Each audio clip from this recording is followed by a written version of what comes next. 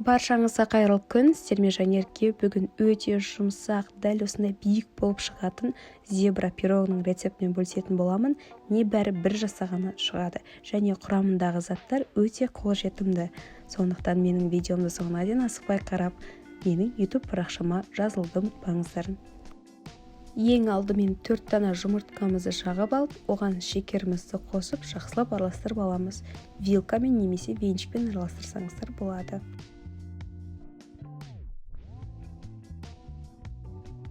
Ал енді күнбағыс майын қосып, жақсылап араластырып аламыз. Ал енді құрғақ қоспаларымызды қосамыз. ұн, разрыхитель және ванилин қосып, жақсылап лопаткамен араластырып алатын боламыз. Және ең соңынан сүтімізді құйып, жақсылап араластырып аламыз.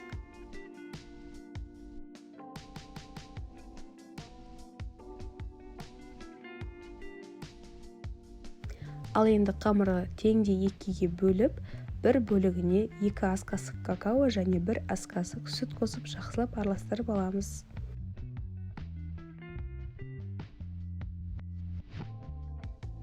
Дәл осы сәтте пешіңізді қыздырып қоюды ұмытпаңыз.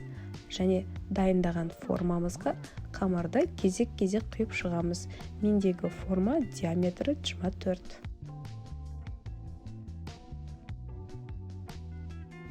Ал енді пирогымыздың бетін дәл осылай ағаш таяқшамен сызып шығатын боламыз және қызып тұрған пеште 180 градуста 30 минутта пісіріп аламыз.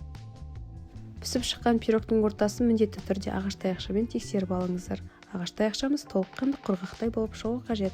Жәнеден формадан пирог толыққанды суығаннан кейін барып шешеміз. Сонда пирог өзінің формасын жақсы сақтайды. Көріп тұрғандарыңыздай біздің зебра пирогымыз пісіп шықты. Өте биік, өте жұмсақ болып шықты. Сіздерге де жасауға кеңес беремін. Ал видеом ұнаса лайк басуды және ең басты менің YouTube парақшама тіркелуді ұмытпаңыздар. Сіздермен алдағы уақытта қызықты рецептермен бөлісетін боламын. Видеомды соңына дейін қарағандарыңызға рахмет. Сіздермен болған Жанерке.